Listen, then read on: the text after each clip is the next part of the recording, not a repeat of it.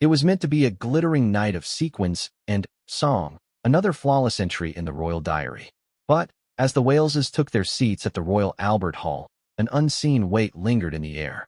This wasn't just a performance they were attending. It was a poignant first step back into a world that had irrevocably changed, a test of their private strength under the most public of spotlights. The true show would not only be on the stage, but, in the quiet glances, the held breaths, and the courage it took to simply be present. The evening's chill clung to the streets of London, but inside the Royal Albert Hall, a different kind of warmth was building. The anticipatory heat of hundreds of guests awaiting the arrival of their Royal Highnesses, the Prince and Princess of Wales. For weeks, the public and the press had speculated about this night. It was more than the annual Royal Variety Performance, a century-old tradition of entertainment in aid of the Entertainment Artists Benevolent Fund. This year, it was a landmark. It marked William and Kate's first major, formal evening engagement since a period of profound personal challenge, a time that had seen Kate's courageous health battle become global news and had drawn a curtain of privacy around the family. Behind the scenes, in the quiet, lamplit grandeur of a private antechamber, the usual pre-event bustle was subdued. William, standing tall in his classic black tailcoat, adjusted his bow tie before a gilded mirror, his expression one of focused calm. Kate, a vision in a deep emerald green gown that seemed to capture the very essence of regal elegance, was a picture of composed grace. Her stylist gave a final, infinitesimal adjustment to the dress's shoulder, while a hairdresser ensured not a strand of her carefully styled hair was out of place. The room was a hive of quiet activity, yet a bubble of stillness surrounded the couple. They exchanged a look, not with words, but with a meeting of eyes that spoke volumes. It was a look of mutual reassurance, a silent pact.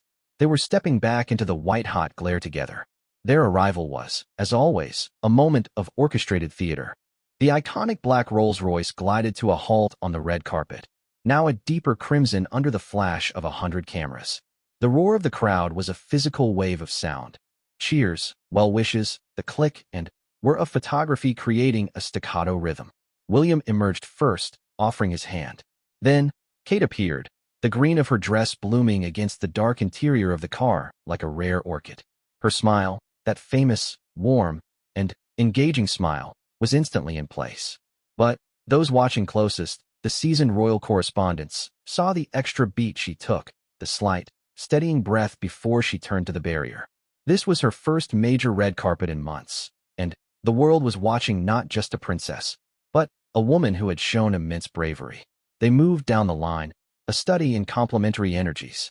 William, his hand a constant, supportive presence at the small of her back, leaned in to hear an elderly well-wisher, his laughter lines crinkling.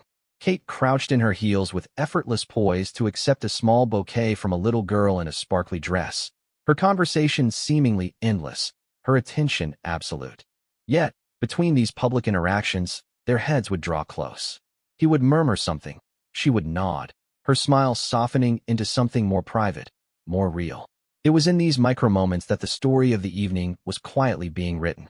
This was not a performance of distant duty, but a partnership in action, a united front built on a foundation of recent trials. Inside the hall's grand foyer, the atmosphere shifted from public spectacle to curated celebration. They were greeted by a delegation from the Variety Club, the charity's dignitaries beaming with pride. The conversations here were warmer, more specific. William, who had long championed causes supporting mental health, asked a charity director about the pressures on young performers in the digital age. Kate, her passion for early childhood development well known, discussed with another official the importance of the arts in a child's formative years. They were not just figureheads. They were engaged, informed patrons.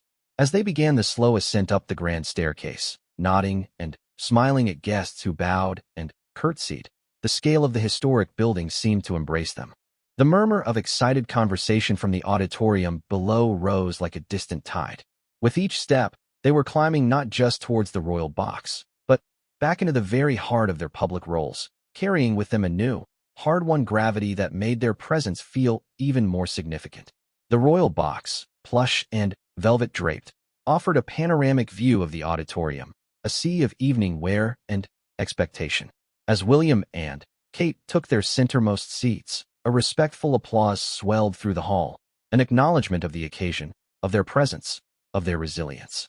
They smiled and gave a gentle wave, a dual gesture of thanks and acknowledgement.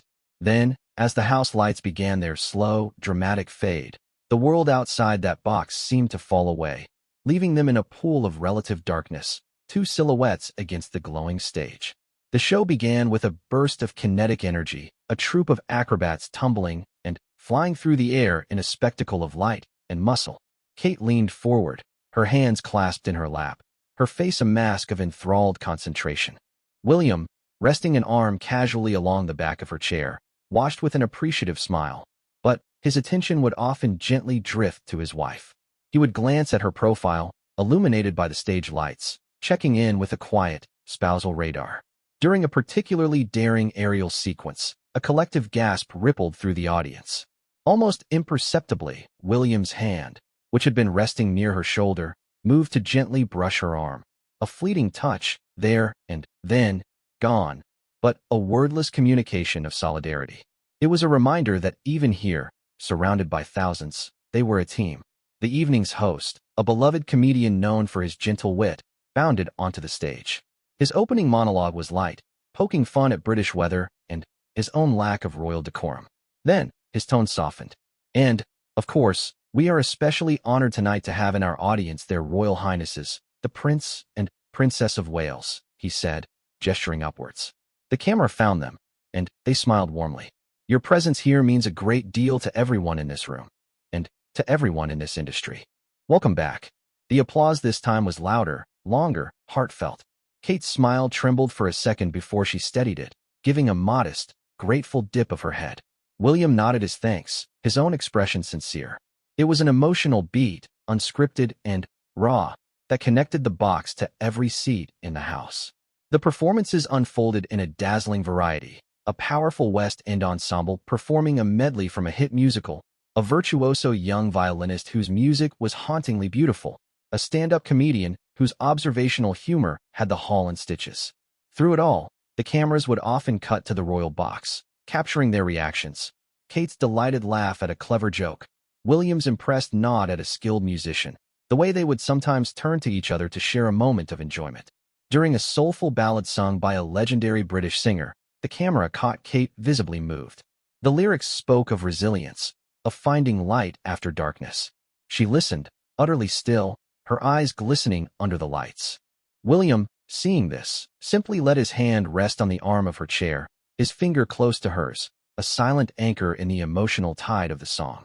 They were not just spectators, they were participants, their own journey reflecting the themes of artistry and endurance on the stage. As the interval approached, the energy in the hall became a buzz of conversation and the rustle of programs. For William and Kate, it was a moment of transition. They rose, and, as they turned to leave the box for a private retreat, they shared one last look at the stage, now being reset for the second act. The first half had been a success, a reintegration into the public rhythm, a sharing in communal joy and artistry. But the unspoken challenge of the evening remained, the relentless scrutiny, the physical endurance, the emotional management of being on for hours. As they disappeared from view, the audience was left with the indelible image of a couple who had not just endured, but had begun, tentatively and gracefully, to thrive again in the spotlight they had necessarily stepped away from. The interval was a brief sanctuary in a private lounge, a world away from the gazing eyes. The moment the door closed, the public masks softened, but the focus remained. Aides hovered discreetly, offering glasses of water. William immediately turned to Kate, his public demeanor giving way to one of private concern. "All right," he asked, his voice low. She nodded, taking a seat on a plush sofa. "The acrobats were incredible," she said, steering the conversation towards the spectacle, a tacit agreement to focus on the external, on the joy of the evening. They discussed the violinist's technique, shared a quiet laugh over the comedian's jokes. This was not a break from duty, but a consolidation of strength. They were recharging not just physically, but emotionally, drawing from each other's calm to prepare for the second act. Soon, it was time for the part of the evening they both valued most, meeting the performers backstage. This was no mere photo opportunity, but the core of their patronage. The atmosphere in the warren of corridors and dressing rooms was electric with post-performance adrenaline and pre-show nerves. William and Kate moved through it like a calming current. With the young acrobats, still in their glittering costumes, Kate asked about their training regimen, her questions specific and informed. "The trust that move requires is extraordinary," she remarked, and the performers beamed, thrilled that their skill had been so keenly observed. They then entered the cramped, starstruck dressing room of the teenage violin prodigy. The girl, suddenly shy, could barely speak. William crouched down to her eye level. "That piece you played," he said. "It felt like you were telling a story without words. How do you decide to phrase it like that?" The question, technical and respectful, broke the ice. The girl's mother looked on with tear-filled eyes as her daughter began to explain her connection to the music. Kate, meanwhile, complimented the girl's poise. "To hold the attention of a hall that size is a remarkable gift," she said, her tone warm and maternal. It was a moment of genuine connection, where royalty became not an obstacle, but a platform to elevate and recognize raw talent.